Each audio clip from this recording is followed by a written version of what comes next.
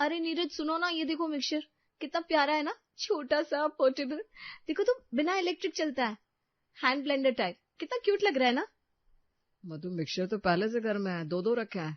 एक तो पिछले महीने ही लिया था तुमने, उन दोनों को तो यूज करती नहीं ठीक से, अब तीसरा किस लिए चाहिए? अरे वो वाला बड़ा है, ये छोटा है, किचन में अच्छा लगेगा और बिजली भी नहीं खाएगा, इसमें काम करना भी इजी रहेगा। मुझे ये बहुत पसंद आ गया, मैं लूंगी। हाँ, फिर से शुरू हो गई तुम, हर टाइम बस कोई ना कोई नया सामान खरीदने के बारे में सोचती रहती हो। प्लीज मधु, फिजूल खर्चे मत करो। फिजूल कैसे? घर के काम का है ना, काम आएगा। वैसे भी मैं अपनी खुशी के लिए थोड़ी ना ले रही हूँ, ये तो जरूरत का सामान है। जरूरत पूरी करने के लिए तुम्हारे पास ऑलरेडी दो दो मिक्सचर है, तो इसकी तुम्हें कोई जरूरत नहीं है। अच्छा, अब ज्यादा दिमाग मत लगाओ, जाकर टेबल पर खाना लगाओ, मैं अब भी फ्रेश होकर आता हूँ, बहुत भूख लगी है। ऐसा कहकर नीरज फ्रेश होने चला गया और मधु की निगाहें फिर से फोन की स्क्रीन पर टिक गई। ये तो ऐसे ही बोलते रहते हैं, घर का सामान ही तो बस आ रही हूँ, अब क्या अपने ही घर के लिए इतनी सी चीज नहीं ले सकती मैं तो इसे अभी ऑर्डर करूंगी। ऐसा सोचकर मधु ने नीरज की पॉकेट से उसका कार्ड निकाला और कार्ड से पेमेंट करके उससे वो मिक्सचर ऑर्डर कर दिया। फिर उसने जाकर खाना लगाया। थोड़ी देर में नीरज भी टेबल पर आ गया। नीरज ने खाना खाते खाते अपने फोन को जैसे ही देखा, उसके होश उड़ गए। अरे ये क्या, मेरे कार्ड से पैसे कटे, 2499 का ट्रांजैक्शन। मधु, ये तुमने किया है क्या? हाँ मैंने किया है, बताया तो था आपको, वो मिक्सचर मुझे पसंद आ गया था तो ले लिया और आपके कार्ड से पेमेंट कर दिया। ओ गॉड मधु, तुमने खरीदारी कर ली, हर बार यही करती हो, कभी कुकर, कभी ग्राइंडर, कभी सजावट का सामान। तुम समझती क्यों नहीं हो कि हर चीज खरीदनी जरूरी नहीं होती, और फिर तुम जिस चीज को खरीदती हो उसे यूज तो करती नहीं, वो यहाँ वहां पड़ी रहती है, बस खरीदने का शौक है। अरे गुस्सा क्यों करते हो, ले लिया तो ले लिया। अच्छा आप खाना खाओ, मैं आपके लिए और गर्म रोटियां लेकर आती हूँ। अब मधु किचन में रोटियां लाने चली गई।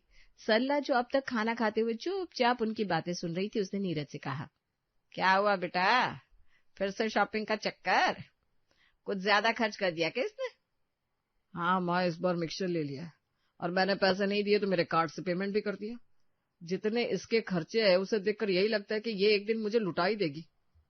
अरे बेटा, ये मधु है ही ऐसी, क्या करे, दिल की बहुत साफ है, बस खर्च करने की आदत है। अरे माँ, वो जो खरीदती है उसे यूज भी तो करे, पर नहीं, उसे तो बस खरीदने का शौक है। फिर वो चीज 2 दिन बाद ही उसके किसी काम की नहीं रहती, खाली पैसे बर्बाद करने, और इससे महीने का बजट बिगड़ जाता है। इतने खर्च के बाद बचता ही क्या है।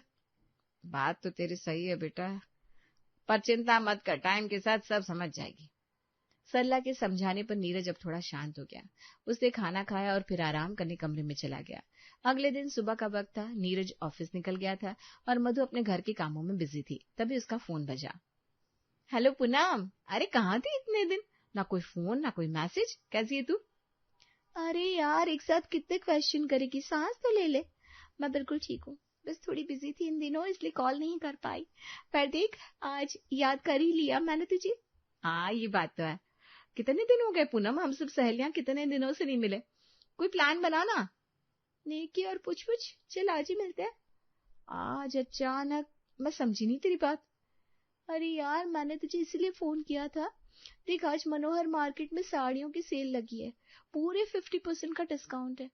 मैं और शोभा तो जा रहे हैं, तो तू भी आज अगर तुझे साड़ियां लेनी है तो। अरे वाह, 50% डिस्काउंट, तुझे तो पता है ना ये सेल सुनकर मुझसे रहा नहीं जाता। अच्छा बता कितने बजे जाना है, कुछ साड़ियां तो ले ही लूंगी मैं। एक काम कर, 2 घंटे बाद मुझे मार्केट के सामने मिल, फिर साथ में शॉपिंग करेंगे, बड़ा मजा आएगा। हाँ ठीक है, मैं आ जाऊंगी। चल अब फोन रखती हूँ, काम खत्म करके तैयार भी तो होना है, बाय। ओके बाय, मिलते हैं 2 घंटे बाद। सेल का नाम सुनकर मधु ने झट से हाँ तो कर दी थी, पर अब उसे चिंता थी कि वो शॉपिंग के लिए पैसे कहाँ से लाएगी। नीरज जो पैसे अलमारी में रख कर गए हैं उसमें से ले लो क्या, पर उन्होंने तो कहा था ये पैसे जरूरी काम के हैं। ऐसा कौन सा काम होगा उन्हें, मुझे ऐसे ही कह दिया होगा। एक काम करती हूँ, उसमें से 20,000 निकाल लेती हूँ। ऐसा सोचकर मधु ने 20,000 निकाले और शॉपिंग के लिए जाने लगी। उसे जाता देख सरला ने कहा, मधु बेटा तैयार होकर कहाँ जा रही हो? वो माँ जी मेरी सहेली है ना पूनम, उसका कॉल आया था, उसने बताया मनोहर मार्केट में बहुत अच्छी सेल लगी है, तो बस सेल का फायदा उठाने जा रही हूँ। हे भगवान, मतलब तू फिर से शॉपिंग करने जा रही है? अरे इतने सारे कपड़े तो है तेरे पास, पहले उसे तो पहन के खत्म कर ले। क्यों मेरे बेटे के पैसे को आग लगा रही है? अरे अक्ल की दुश्मन, तुझे अक्ल कब आएगी? आपको कुछ पता नहीं है माँ जी, इसलिए आप बिना वजह मुझे डांट रही है। मैं आपके बेटे के पैसे उड़ाने नहीं बल्कि किफायत में सामान लेने जा रही हूँ। भगवान ने मुझे बहुत अकल दे रखी है, मैं जो करती हूँ ना अकल लगाकर और अच्छा करती हूँ। वो तो दिख रहा है। और मेरा नीरज तेरी वजह से कितना परेशान रहता है, तुझे कुछ पता भी है? माँ जी, उन्हें ना परेशान रहने की आदत सी होगी, किसी भी बात पर परेशान हो जाते, इसलिए अब मैं उनकी बात दिल पर ही नहीं लेती। अच्छा मैं चलती हूँ, मुझे लेट हो रहा है, पूनम मेरा इंतजार करती होगी। ऐसा कहकर मधु शॉपिंग करने चली गई। वो मार्केट में पूनम के साथ जमकर उसने शॉपिंग की और शाम को 2 बड़े बड़े बैग हाथ में लेकर घर पहुंची। नीरज भी घर आ चुका था। मधु को देखते ही नीरज ने कहा, अरे मधु, कहाँ थी दिन भर? फोन क्यों नहीं उठा रही थी मेरा? सरप्राइज! देखो नीरज, आज मैं कितनी किफायती शॉपिंग करके आई हूँ। आप हमेशा बोलते हो ना मैं बस खर्चा करती हूँ, आज बताओ सेल लगी थी 50% डिस्काउंट की, मतलब आधे दाम में दुगना सामान, तो मैंने उठा लिया फायदा। सामान देखकर लग रहा है जैसे तुमने आधी दुकान ही खरीद ली हो। पर इतनी साड़ियों की आखिर अभी क्या जरूरत थी? इसे किफायत नहीं, इसे बेवकूफी कहता है। अगर महंगा खरीदती तो कितना नुकसान होता। अब जब सस्ता मिला तो ले आई, इसमें भी आपको प्रॉब्लम है। मुझे चाहिए था तो मैं ले आई। तुम्हें तो ये भी चाहिए वो भी चाहिए, सामान खरीद खरीद कर घर को कूड़ा कबाड़ा बना रखा है।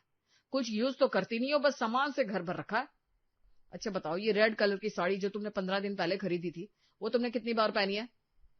अरे वो तो अभी तक मैंने पहनी नहीं, वो साड़ी इतनी भारी कि कहीं कोई अच्छे फंक्शन में जाऊंगी ना तब पहनूंगी। हाँ, तो ऐसे पता नहीं कितनी साड़ियां कितने सूट तुम्हारे पड़े होंगे, जिसको तुमने मंगाया तो बड़े शौक से है, पर पहना एक भी बार नहीं। जब इतने कपड़े पड़े हैं तो फालतू की शॉपिंग करने की क्या ही जरूरत है? आप ना बिना वजह मुझे डांटते रहते हो। अरे क्या हो गया अगर थोड़ी सी शॉपिंग कर ली तो? मेरी खुशी में खुश नहीं हो सकती क्या? दोनों की आवाज सुनकर सल्ला अपने कमरे से बाहर आई। अरे क्या हुआ, क्यों शोर मचा रखा है? देखिए ना माँ जी, बिना वजह मुझे डांटे जा रहे हैं। माँ जी इस बार तो आपके लिए भी 2 साड़ियां लाई हूँ, देखिए ना ये लाल वाली और ये हल्की हरी, दोनों कितनी प्यारी है। अरे वाह, साड़ियां तो प्यारी है बेटा, पर इतने पैसे खर्च क्यों करती है? जो सामान देखती है बस तुझे चाहिए होता है। बेटा थोड़ी पैसों की कदर किया कर, कुछ पैसे जमा करना सीख। वो सब तो छोड़िए मम्मी, इससे अक्ल कभी नहीं आएगी। आप इसे पूछिए, आखिर इसके पास शॉपिंग के पैसे कहाँ से आए? मेरा कार्ड तो मैंने इसे सुबह ही ले लिया था और कैश भी नहीं दिया था, तो फिर इतने सारे बैग कैसे भर गए? अरे वो आपने जो कल अलमारी में पैसे रखे थे ना, तो बस वहीं से थोड़े ले लिए। क्या? अरे वो पैसे मुझे क्लाइंट को पेमेंट करने थे मधु, तुमने वो भी निकाल लिया। अब क्या बोलूंगा मैं, ऑफिस में पेमेंट कैसे करूंगा? तुमने बिना पूछे बिना सोचे समझे वो पैसे कैसे खर्च कर दिए? मुझे लगा वो पैसे घर खर्च के हैं, और फिर आपके पैसे मेरे ही तो है। आखिर आप कमाते किसके लिए? मेरी खुशी के लिए ना। सॉरी, मुझे नहीं पता था वो पैसे आपके काम के हैं। नीरज और सल्ला मधु के इस बर्ताव से काफी परेशान हो चुके थे। मधु को सारा दिन शॉपिंग करनी थी, कभी ऑनलाइन शॉपिंग करती, कभी मार्केट से कुछ ले आती, और इस चक्कर में नीरज की पॉकेट खाली हो जाती। ऐसे ही एक दिन दोपहर का वक्त था। नीरज अपने ऑफिस में बैठा काम कर रहा था। इतने में टिंग की आवाज हुई। फोन की स्क्रीन पर बैंक का मैसेज था, 50,000 डेबिटेड फ्रॉम योर अकाउंट। हे भगवान, 50,000 कहाँ गए ये पैसे? मैंने तो आज कोई ट्रांजेक्शन किया ही नहीं। मधु से पूछता हूँ, शायद उसे याद हो कि ये पैसे कहाँ खर्च किए। वो तुरंत फोन उठाता है, मधु को कॉल लगाता है। हेलो जी, क्या हुआ? ऑफिस में याद कर रहे हैं जनाब मुझे? मेरे बिना रहा नहीं जाता क्या आपसे? मधु बेकार की बातें छोड़ो और सीधा जवाब दो। मेरे अकाउंट से 50,000 रुपये निकले, क्या तुमने निकाले हैं? हाँ निकाले हैं, पर वो मतलब। क्या मतलब हाँ निकाले हैं? 50,000 कोई छोटी रकम है क्या जो इतनी आसानी से बोल रही हो? क्यों निकाले, जल्दी से बताओ। अरे सुनिए ना, पहले पूरी बात तो सुन लिया कीजिए, फिर गुस्सा कीजिएगा। वो क्या है ना, मैंने कल ज्वेलरी शॉप में इतने प्यारे गोल्ड इयररिंग्स देखे थे, बिल्कुल सिंपल और क्लासी। वो देखकर ना मेरा दिल ही आ गया। मेरे दिल ने कहा वो इयररिंग्स तेरे पास होने ही चाहिए मधु, तो मैंने ले लिए आपके अकाउंट से पैसे निकाल कर। Gold earrings? मतलब घर के छोटे मोटे सामान खरीदते खरीदते अब तुम गोल्ड पर आ गई हो? तुम्हें शर्म नहीं आती? हर महीने का बजट गड़बड़ है, ईएमआई का मैसेज रोज आता है और तुम्हें गोल्ड इयररिंग्स चाहिए। अरे तो क्या हुआ, गोल्ड तो इन्वेस्टमेंट होता है, आज लिया तो कल को फायदा ही देगा। हाँ, अपना फिजूल की बात का बतंगड़ बना देते हो। इतना गुस्सा क्यों करते हो हर बार? इतनी प्यारी पत्नी है आपकी, थोड़ा तो प्यार से पेश आया करो। मधु, तुम हर बार यही सब बहाने बनाती हो। फायदा होगा, काम आएगा, जरूरत थी। अरे तुम्हें शादी में मिले गोल्ड इयररिंग्स तुम पहनती नहीं, और फिर ये नया। मैं तुम्हारे खर्चों से तंग आ चुका हूँ। अरे वाह, अब तो आपकी पत्नी को शॉपिंग करने का हक भी नहीं रहा क्या? थोड़े पैसे ही तो निकाले, आप तो ऐसे बोल रहे हो जैसे कोई चोरी कर ली। आपका पैसा ही तो है, किसी और का नहीं है। और वैसे भी मैं क्या अपने लिए मांगती हूँ हर बार? घर के लिए तो सब लेती हूँ। हाँ हाँ, बिल्कुल सही, घर के लिए ही तो mixture, cooker, grinder, candle holder और अब गोल्ड इयररिंग्स तक ले लिया। बस अब एक काम करो, एक नया पति भी खरीद लो जो तुम्हारे इतने खर्चे उठा सके। ये आप क्या बोल रहे हो? गुस्से में कुछ भी बोल रहे हो आप। आपको ना बस मेरी बुराई करनी है। कोई चीज खुद को अच्छी लग जाए तो ठीक, पर जब मैं लूं तो फिजूल खर्ची हो जाती है। अब मैं क्या करूं, मेरा दिल बड़ा है और चीजें सुंदर दिखती है मुझे। दिल बड़ा है पर जेब छोटी पड़ गई है मधु, खर्चा किस हद तक बढ़ाओगी? अच्छा ठीक है, इतना ड्रामा मत करो, मुझे आपसे बात ही नहीं करनी, मैं रख रही हूँ फोन, बाय। इतना कहकर मधु ने फोन रख दिया। नीरज बहुत टेंशन में था। वो सर पर हाथ रखकर ऑफिस में बैठा था। उसे समझ में नहीं आ रहा था कि आखिर ऐसा क्या करे जिससे मधु के खर्चे पर लगाम लगाई जा सके। अभी वो सोच ही रहा था कि उसका दोस्त मयंक उसके कैबिन में आया। अरे भाई, क्या बात है? ऐसे चेहरा बना रखा है जैसे अभी अभी टैक्स डिपार्टमेंट ने छापा मारा हो तेरे घर पर। छापा नहीं यार, उससे भी बड़ा तूफान आया है मेरे घर पर। क्या मतलब, क्या हुआ? पहले ये बता, तू इतने टेंशन में क्यों है? अरे यार क्या बताऊं, तेरी भाभी है ना मधु, उससे परेशान हो गया हूं मैं। अरे पर क्यों? भाभी तो काफी स्वीट लगती है। तू तो हमेशा कहता था मधु बहुत समझदार है, अब क्या हो गया? समझदार? अरे वो समझदार नहीं है, खर्चदार है भाई। हर दिन नया सामान, हर दिन नई शॉपिंग। आज मिक्सचर, कल कुकर, परसों जूसर और अब तो डायरेक्ट गोल्ड तक पहुंच गई है वो। गोल्ड? भाभी ने सोना वोना खरीद लिया क्या? हाँ भाई, और वो भी मेरे अकाउंट से 50,000 निकाल के। कहती है गोल्ड इन्वेस्टमेंट है। अब मैं सोच रहा हूँ अगर ऐसी ही उसकी इन्वेस्टमेंट चलती ही रही तो जल्दी हमें घर बेचकर उसकी डिमांड पूरी करनी पड़ेगी। अरे यार, तेरी किस्मत तो बड़ी गोल्डन गोल्डन निकली, सही है यार। अरे मजाक मत उड़ा मयंक, मेरा अकाउंट खाली हो गया और तुझे कॉमेडी सूझ रही है। अब तू ही बता क्या करूं, बात बात पर पैसे उड़ाती है और जब कुछ कहो तो दिल बड़ा है कहकर अपनी फिलोसॉफी शुरू कर देती है। परेशानी वाली बात तो है भाई, लेकिन देख, गुस्से से कुछ होगा नहीं। भाभी से तू जितना बोलेगा वो उतनी ज्यादा रिएक्ट करेगी। उनको प्यार से ही समझाना होगा। और वो कैसे होगा? अरे भाई, तू एक काम कर, एकदम सिंपल आइडिया है। तू उन्हें हर महीने का फिक्स बजट दे दे। मतलब जैसे तू सैलरी मिलने के बाद सारा घर खर्च संभालता है ना, अब भाभी को बोल, ये लो महीने के 40 या 50,000 रुपए, इसे मैं घर चलाना है, इससे ज्यादा मैं नहीं दे सकता। अरे यार फिर वो बोलेगी मुझे ये चाहिए वो चाहिए। जब उन्हें खुद पैसों का हिसाब रखना पड़ेगा तब तो समझ में आएगा ना कि पैसे पेड़ पर नहीं उगते।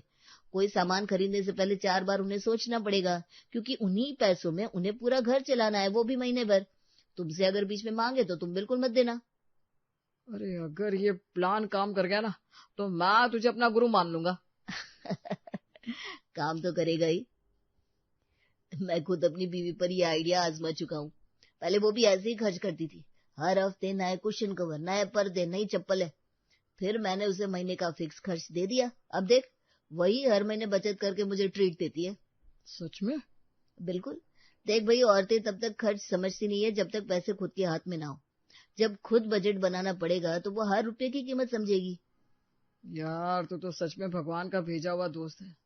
आज जो आइडिया दिया है ना, बस वो काम कर जाए।